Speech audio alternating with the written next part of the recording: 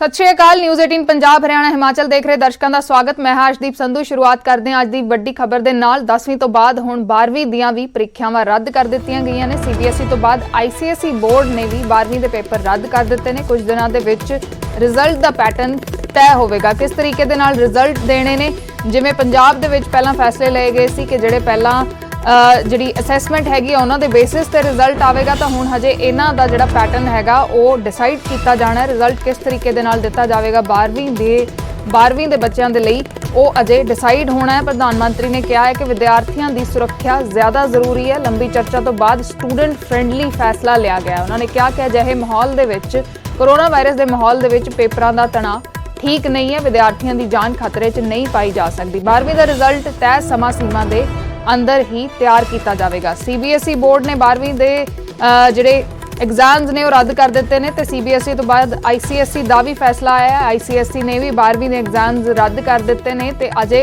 Result किस तरीके दे नाल आएगा उसका अजे फैसला होना है।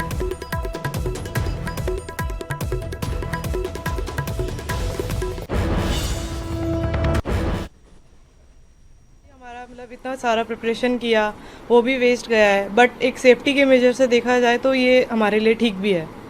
तो आपको मार्क्स कैसे देंगे, क्या सोचते हैं, कैसे आपको ग्रेड दिया जाएगा?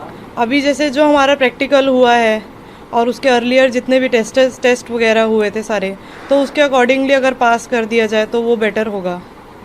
या फिर कोई ऑनलाइन एग्ज़ाम्स भी ट्राई कर सकते हैं, ऐसा कुछ अलग क्राइटेरिया देख करके। मेरे हिसाब से एग्ज़ाम कैंसिल हो गई, ये बहुत अच्छी बात है, क्योंकि हमारी हेल्थ सबसे फर्स्ट प्रायोरिटी पे आती है। और मैं थैंक करना चाहूँगी जिसने भी एग्ज़ाम कैंसिल करे हैं। और इंटरनल असेसमेंट के बेसिस पे हमारे मार्क्स लग सकते हैं, और काफ़ी हमारे प्रैक्टिकल्स वगैरह हुए हैं उन पे भी लग सकते हैं, हम प्रमोट हो सकते हैं आगे। मेरा तो ये कहना है कि ये अच्छा नहीं हुआ है, क्योंकि हमारी प्रिपरेशन जो पिछले बहुत टाइम से चल रही है, ये सब एक तरह से वेस्ट ही हो गई हमारे लिए। तो मेरा तो ये कहना है कि एक अच्छा प्रॉपर क्राइटेरिया नहीं मिल पाएगा, क्योंकि इंटरनल बेसिस पे मेरे को लगता है कि मार्किंग थोड़ी ऊपर नीचे हो सकती है किसी स्टूडेंट की, पर एक परफॉर्मेंस के बेसिस पे हो जाता तो बहुत अच्छा रहता।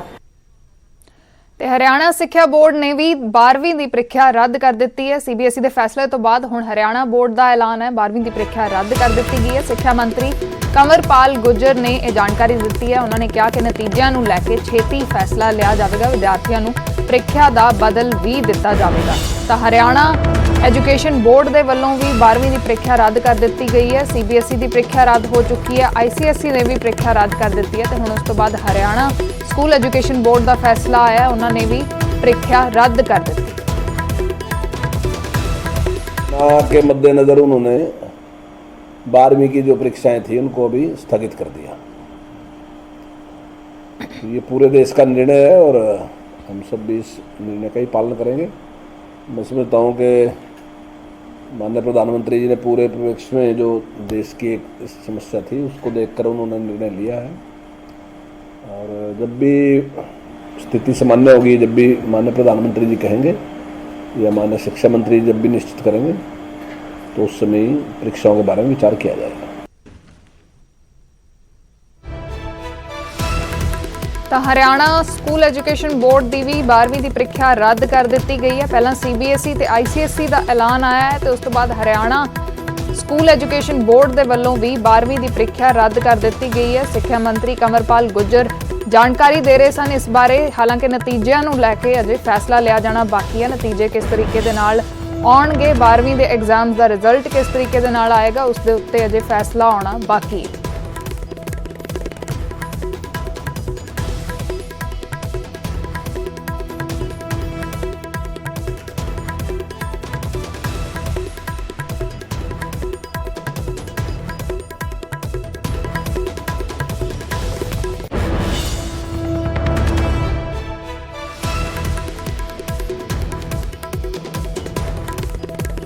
हरियाणा सिक्ख्या बोर्ड की 12वीं की ਪ੍ਰੀਖਿਆ रद्द कर दी गई है। CBSE बोर्ड के फैसले तो बाद हरियाणा स्कूल एजुकेशन बोर्ड का यह ऐलान सामने आया। सिक्ख्या मंत्री कंवरपाल गुज्जर ने जानकारी दी है कि 12वीं की ਪ੍ਰੀਖਿਆ रद्द कर दी गई है। कोरोना वायरस के मद्देनज़र जो हालात बने हुए हैं उस तो बाद यह फैसला लिया गया।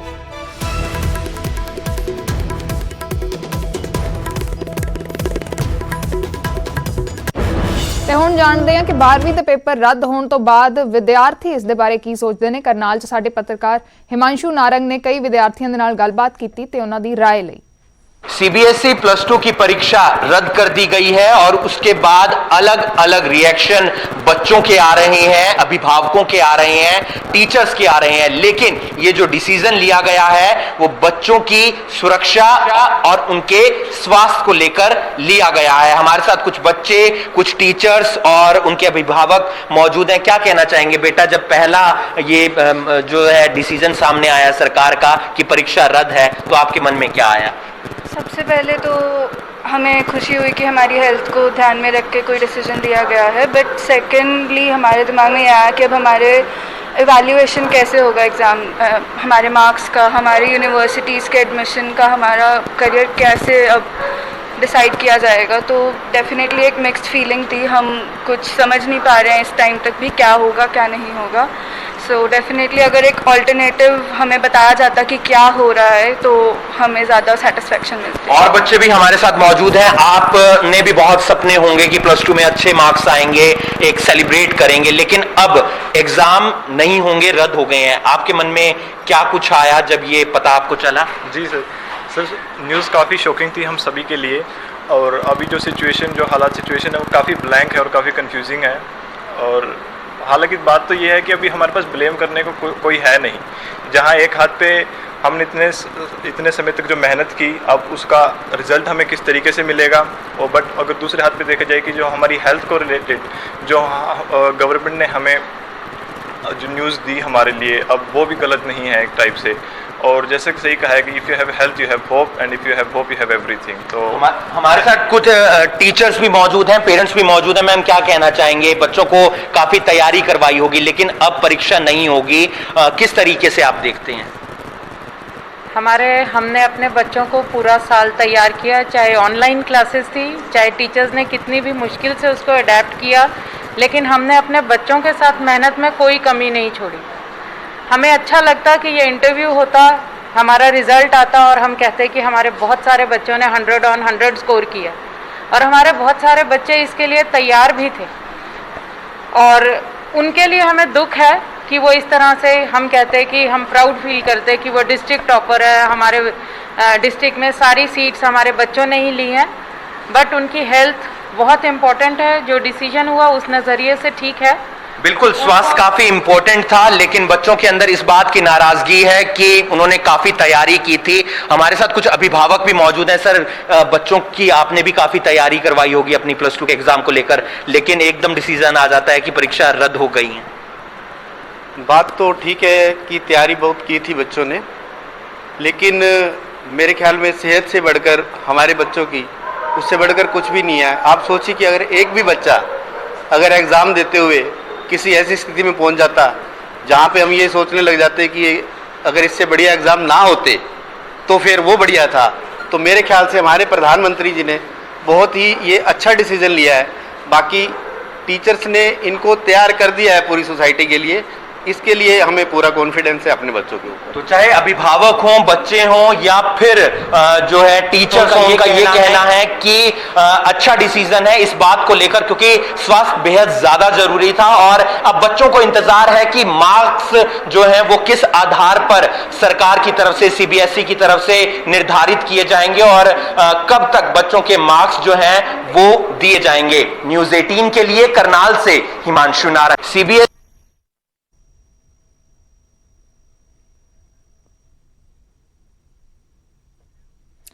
ਤੇ ਪੰਜਾਬ ਸਰਕਾਰ ਦੇ ਵੱਲੋਂ ਵੀ ਕੇਂਦਰ ਦੇ ਇਸ ਫੈਸਲੇ ਦਾ ਸਵਾਗਤ ਕੀਤਾ ਗਿਆ ਹੈ। ਵਿਜੇਂਦਰ ਸਿੰਗਲਾ ਐਜੂਕੇਸ਼ਨ ਮਿਨਿਸਟਰ ਦਾ ਕਹਿਣਾ ਹੈ ਕਿ 12ਵੀਂ ਦੇ ਪੇਪਰ ਰੱਦ ਕਰਨੇ ਸਹੀ ਦਿਸ਼ਾ ਦੇ ਵਿੱਚ ਕਦਮ ਹੈ, ਪਰ ਨਾਲ ਹੀ ਉਹਨਾਂ ਨੇ ਕੇਂਦਰ ਦੀ ਪਲੈਨਿੰਗ ਤੇ ਵੀ ਸਵਾਲ ਚੁੱਕੇ ਨੇ। ਉਹਨਾਂ ਨੇ ਕਿਹਾ ਕਿ ਕੇਂਦਰ ਸਿੱਖਿਆ ਮੰਤਰੀਆਂ ਦੀ ਮੀਟਿੰਗ ਬੁਲਾਵੇ, ਬੱਚਿਆਂ ਦੇ ਭਵਿੱਖ ਲਈ ਸਹੀ ਫੈਸਲਾ ਕਰਨਾ ਜ਼ਰੂਰੀ ਹੈ। ਤਾਂ ਇੱਕ ਪਾਸੇ ਪੰਜਾਬ ਸਰਕਾਰ ਦੇ ਵੱਲੋਂ ਸਵਾਗਤ ਕੀਤਾ ਗਿਆ ਇਸ ਫੈਸਲੇ ਦਾ, 12ਵੀਂ ਦੇ ਐਗਜ਼ਾਮਸ ਰੱਦ ਕੀਤੇ ਜਾਣ ਦਾ फैसले का स्वागत किया गया है। विजेंद्र सिंगला ने कहा है कि 12वीं के पेपर रद्द करना सही दिशा दे विच कदम है, क्योंकि कोरोना वायरस के मद्देनज़र फैसला लिया गया है। पर नाल दी नाल उन्होंने केंद्र सरकार की प्लैनिंग ते भी सवाल चुके ने ते उन्होंने कहा है कि सारे सूबे के सिक्ख्या मंत्रियों नूं केंद्र बुलावे, उन्होंने नाल गलबात करे ते फिर सही दिशा दे विच कोई फैसला लिया जाए।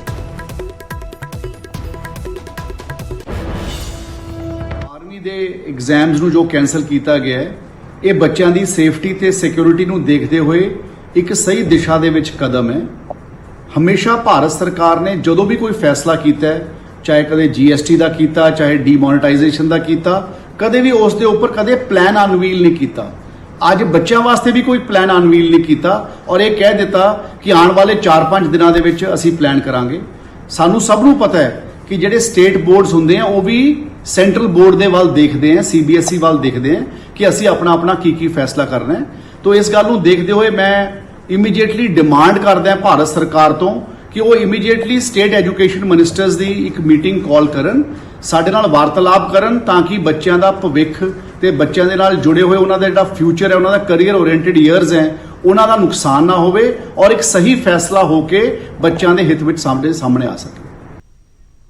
ਤੇ ਅੱਗੇ ਵਧਦੇ ਹਾਂ। ਖਾਨਾ ਜੰਗੀ ਦੇ ਵਿਚਕਾਰ ਹੁਣ ਅੱਜ ਪੰਜਾਬ ਕੈਬਨਿਟ ਦੀ ਮੀਟਿੰਗ ਹੋਣ ਜਾ ਰਹੀ ਹੈ। CM captain Amarinder Singh video conferencing ਦੇ ਜ਼ਰੀਏ ਇਸ ਮੀਟਿੰਗ ਦੀ ਅਗਵਾਈ ਕਰਨਗੇ ਤੇ ਵੱਡੀ ਖਬਰ ਇਹ ਹੈ ਕਿ 6ਵੇਂ ਪੇ ਕਮਿਸ਼ਨ ਨੂੰ ਲਾਗੂ ਕਰਨ ਦੇ ਉੱਤੇ ਵੀ ਅੱਜ ਚਰਚਾ ਹੋ ਸਕਦੀ ਹੈ। ਅੱਜ ਕੈਪਟਨ ਅਮਰਿੰਦਰ ਸਿੰਘ ਦੇ ਵੱਲੋਂ ਆਪਣੇ ਮੰਤਰੀਆਂ ਦੇ ਨਾਲ ਮੀਟਿੰਗ ਕੀਤੀ ਜਾਵੇਗੀ ਤੇ ਕੱਲ ਨੂੰ ਹਾਈ ਕਮਾਨ ਦੀ ਜਿਹੜੀ ਕਮੇਟੀ ਬਣੀ ਹੈ ਕਾਂਗਰਸ ਦੇ ਵਿੱਚ, ਜਿਹੜਾ ਤਣਾਅ ਚੱਲ ਰਿਹਾ ਉਸ ਨੂੰ ਸੁਲਝਾਉਣ ਦੇ ਲਈ ਉਸ ਦੇ ਸਾਹਮਣੇ ਮੁੱਖ ਮੰਤਰੀ ਕੈਪਟਨ ਅਮਰਿੰਦਰ ਸਿੰਘ ਪੇਸ਼ ਹੋਣਗੇ। ਤਾਂ ਖਾਨਾ ਜੰਗੀ ਇੱਕ ਪਾਸੇ ਚੱਲ ਰਹੀ ਹੈ ਤੇ ਦੂਸਰੇ ਪਾਸੇ ਅੱਜ ਉਸ ਦੇ ਵਿਚਾਲੇ ਪੰਜਾਬ ਕੈਬਨਿਟ ਦੀ ਮੀਟਿੰਗ ਹੋਣੀ ਹੈ। ਤੇ ਇਸੇ ਖਬਰ ਤੇ ਵਧੇਰੇ ਜਾਣਕਾਰੀ ਦੇ ਲਈ ਸਾਡੇ ਸਹਿਯੋਗੀ ਪੰਕਜ ਕਪਾਹੀ ਚੰਡੀਗੜ੍ਹ ਤੋਂ ਫੋਨ ਲਾਈਨ ਤੇ ਜੁੜੇ ਨੇ। ਪੰਕਜ, ਕੀ ਹੈ ਪੂਰੀ ਜਾਣਕਾਰੀ, ਕਿਸ ਵਿਸ਼ਿਆਂ ਦੇ ਉੱਤੇ ਅੱਜ ਵਿਚਾਰ ਚਰਚਾ ਹੋ ਸਕਦੀ ਹੈ ਤੇ ਕੀ ਫੈਸਲੇ ਸਾਹਮਣੇ ਆ ਸਕਦੇ ਨੇ? ਅੱਜ ਦੁਪਹਿਰ 3 ਵਜੇ ਵੀਡੀਓ ਕਾਨਫਰੰਸਿੰਗ ਦੇ ਜ਼ਰੀਏ ਅੱਜ ਦੀ ਜਿਹੜੀ ਕੈਬਨਿਟ ਦੀ ਮੀਟਿੰਗ ਰਹਿਣ ਵਾਲੀ ਹੈ ਔਰ ਜਿਸ ਤਰੀਕੇ ਦੇ ਨਾਲ ਜਿਹੜਾ ਕੈਪਟਨ ਅਮਰਿੰਦਰ ਸਿੰਘ ਨੇ ਕਮਿਸ਼ਨ ਨੂੰ ਕਿਹਾ ਸੀਗਾ ਕਿ 6th ਪੇ ਕਮਿਸ਼ਨ ਜਿਹੜਾ ਵਾ ਉਹ 1 ਜੁਲਾਈ ਤੋਂ ਲਾਗੂ ਕਰ ਦਿੱਤਾ ਜਾਣਾ ਚਾਹੀਦਾ ਵਾ, ਤਾਂ ਉਸੇ ਦੇ ਮੱਦੇਨਜ਼ਰ ਅੱਜ ਕੈਬਨਿਟ ਦੇ ਵਿੱਚ ਇਸ ਗੱਲ ਨੂੰ ਲੈ ਕੇ ਚਰਚਾ ਜਿਹੜੀ ਆ ਉਹ ਹੋ ਸਕਦੀ ਹੈ ਔਰ ਇਸ ਤੋਂ ਇਲਾਵਾ ਕੋਵਿਡ ਨੂੰ ਲੈ ਕੇ ਹੋਰ ਕਿਸ ਤਰੀਕੇ ਦੇ ਇੰਤਜ਼ਾਮ ਜਿਹੜੇ ਨੇ ਉਹ ਕੀਤੇ ਜਾ ਸਕਦੇ ਨੇ, ਕਿਉਂਕਿ 3rd ਵੇਵ ਔਰ ਬੈਕ ਫੋਕਸ ਇਹ ਲਗਾਤਾਰ ਜਿਹੜਾ ਵਾ ਦਾ ਵਿਸ਼ਾ ਰਿਹਾ ਹੈ ਔਰ ਇਸੇ ਵਜ੍ਹਾ ਕਰਕੇ ਜਾਣਕਾਰੀ ਇਹ ਮਿਲੀ ਹੈ ਕਿ ਇਹ ਦੋ ਮੁੱਦਿਆਂ ਨੂੰ ਲੈ ਕੇ ਕੈਬਨਿਟ ਦੇ ਵਿੱਚ ਚਰਚਾ ਹੋਏਗੀ ਔਰ ਕਈ ਸਾਰੇ ਅਹਿਮ ਫੈਸਲੇ ਜਿਹੜੇ ਨੇ ਉਹ ਕੈਬਨਿਟ ਦੇ ਵਿੱਚ ਲਿੱਤੇ ਜਾ ਸਕਦੇ ਨੇ। ਜੀ ਸ਼ੁਕਰੀਆ ਪੰਕਜ ਇਸ तमाम ਜਾਣਕਾਰੀ ਦੇ ਲਈ। ਤਾਂ ਅੱਜ ਕੈਪਟਨ ਅਮਰਿੰਦਰ ਸਿੰਘ ਦੇ ਵੱਲੋਂ 3 ਵਜੇ ਆਪਣੇ ਕੈਬਨਿਟ ਦੀ ਮੀਟਿੰਗ ਸੱਦੀ ਗਈ ਹੈ ਤੇ ਵੀਡੀਓ ਕਾਨਫਰੰਸਿੰਗ ਦੇ ਜ਼ਰੀਏ ਇਹ ਮੀਟਿੰਗ ਹੋਵੇਗੀ ਤੇ ਉਸ ਦੇ ਵਿੱਚ ਕਈ ਅਹਿਮ ਫੈਸਲੇ ਲਏ ਜਾ ਸਕਦੇ ਨੇ। ਕੋਵਿਡ ਹਾਲਾਤਾਂ ਨੂੰ ਲੈ ਕੇ ਵੀ ਚਰਚਾ ਹੋ ਸਕਦੀ ਹੈ ਤੇ ਨਾਲ ਹੀ 6ਵੇਂ ਪੇ ਕਮਿਸ਼ਨ ਦੇ ਉੱਤੇ ਵੀ ਚਰਚਾ ਹੋ ਸਕਦੀ ਹੈ।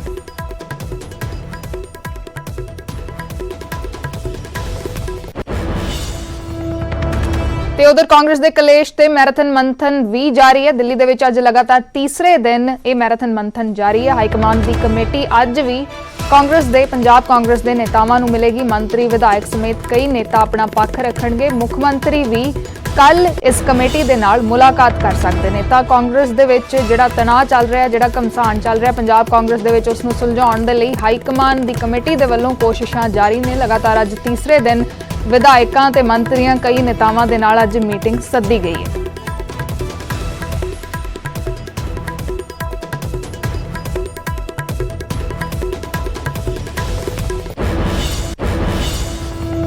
ਤੇ ਦਿੱਲੀ ਦੇ ਵਿੱਚ ਵੀ ਸਿੱਧੂ ਦੇ ਤੇਵਰ ਬਰਕਰਾਰ ਸਨ। ਕੱਲ ਕਮੇਟੀ ਦੇ ਅੱਗੇ ਪੇਸ਼ ਹੋਏ ਸਨ ਸਿੱਧੂ ਤੇ ਉੱਥੇ ਹਾਈਕਮਾਨ ਦੀ ਕਮੇਟੀ ਨੂੰ ਪੰਜਾਬ ਦੀ ਹਕੀਕਤ ਦੱਸੀ। ਸਿੱਧੂ ਨੇ ਕਿਹਾ ਕਿ ਸੱਚ ਕਦੇ ਵੀ ਹਾਰਦਾ ਨਹੀਂ ਤੇ ਹਾਈਕਮਾਨ ਨੂੰ ਪੰਜਾਬ ਦੀ ਅਸਲ ਤਸਵੀਰ ਉਹਨਾਂ ਦੇ ਵੱਲੋਂ ਦੱਸੀ ਗਈ ਹੈ। ਸਿੱਧੂ ਨੇ ਇਹ ਵੀ ਕਿਹਾ ਕਿ ਉਹਨਾਂ ਦਾ ਸਟੈਂਡ ਜੋ ਕੱਲ ਸੀ ਅੱਜ ਵੀ ਉਹੀ ਹੈ ਤੇ ਅੱਗੇ ਵੀ ਉਹੀ ਰਹੇਗਾ। ਯਾਨੀ ਸਿੱਧੂ ਨੇ ਸਪਸ਼ਟ ਕਰ ਦਿੱਤਾ ਕਿ ਹਾਈਕਮਾਨ ਦੇ ਨਾਲ ਮੀਟਿੰਗ ਵੀ ਸਿੱਧੂ ਦੇ ਤੇਵਰ ਨਹੀਂ ਬਦਲ ਸਕੀ। ਸਿੱਧੂ ਨੇ ਕਿਹਾ ਕਿ ਪੰਜਾਬ ਵਿਰੋਧੀ ਹਰ ਤਾਕਤ ਨੂੰ ਹਰਾਉਣਾ ਹੋਵੇਗਾ ਤਾਂ ਹੀ ਪੰਜਾਬ ਤੇ ਪੰਜਾਬੀਅਤ ਜਿੱਤੇਗੀ।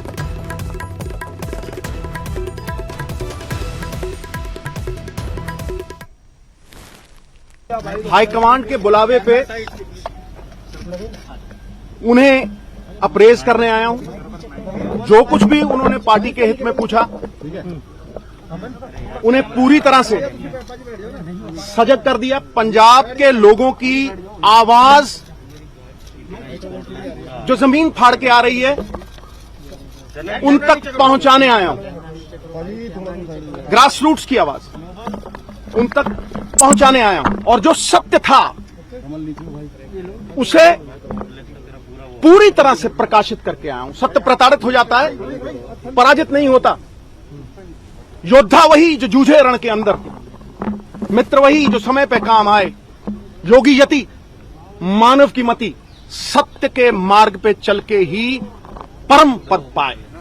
पंजाब के सच और हक की आवाज मैंने हाईकमांड को बुलंद आवाज में बताई है।